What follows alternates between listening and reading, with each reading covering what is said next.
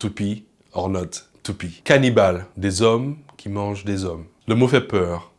C'est un tabou universel. Il est dérivé, via les conquistadors, du premier nom des habitants des îles de la Caraïbe, les Kalinago. Il est probable que leur pratique cannibale ait été exagérée par ces premiers colonisateurs pour justifier les conquêtes. Il y a des récits assez glaçants des premières expérimentations que faisaient les uns sur les autres, colons comme amérindiens, pour bien vérifier qu'ils avaient en face d'eux des êtres humains comme eux. Mais le cannibalisme rituel existait bien, notamment après les guerres. Il consistait à se nourrir de certaines parties du corps du guerrier adverse méritant pour en prendre la force. Il s'agissait de reconnaître, même dans la mort, la valeur de l'ennemi, de l'ingérer et de se l'approprier. Dans l'entre-deux-guerres, un Brésilien du nom d'Oswald de Andrade en fera un manifeste, le manifeste anthropophage. Il se moque de Shakespeare, qui avait fait du personnage du cannibale, nommé Caliban, un des personnages centraux de sa pièce de théâtre, La Tempête. À la fin, il déclare « to be or not to be ». C'est-à-dire que notre enjeu, c'est d'être cannibale ou de ne pas être. Et la réponse forcément est « to be ».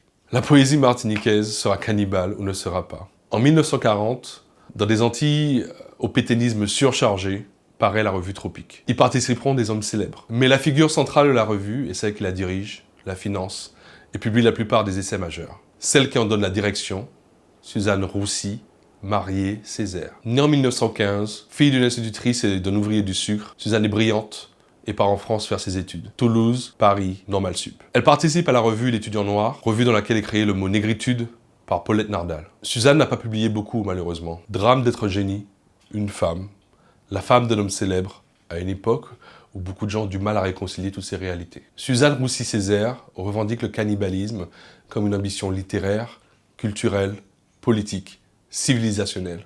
Il s'agissait de manger la culture européenne, certes, mais aussi de se réapproprier les cultures amérindiennes et africaines afin de produire quelque chose de nouveau, de fier, d'imprévisible. On retrouve ce cannibalisme, non plus rituel, mais esthétique, dans les œuvres des plasticiens Victor Anissé et Valérie John. La digestion de la culture de l'autre.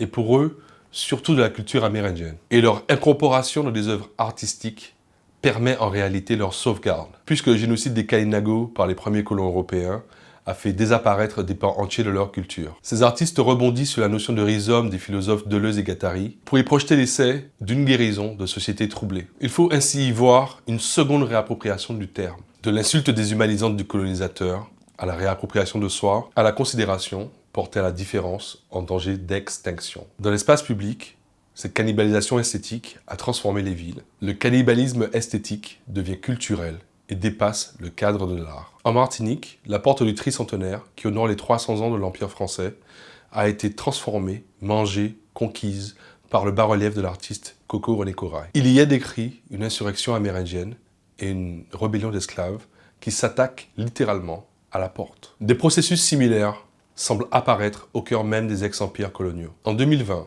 la statue du négociant esclavagiste Edward Colston a été taguée puis renversée dans l'eau du port de Bristol par une manifestation de Black Lives Matter. Mais plutôt que de la cacher, elle a été placée dans un coin du musée de la ville, contextualisée, horizontale, vidée de son pouvoir et de sa présence totémique dans l'espace public. En ce sens, le cannibalisme culturel ne cherche pas à effacer la trame des idées préexistantes. Il ne vise pas à purifier. Il veut préserver le processus historique, questionner l'ordre dominant et créer de nouveaux sens.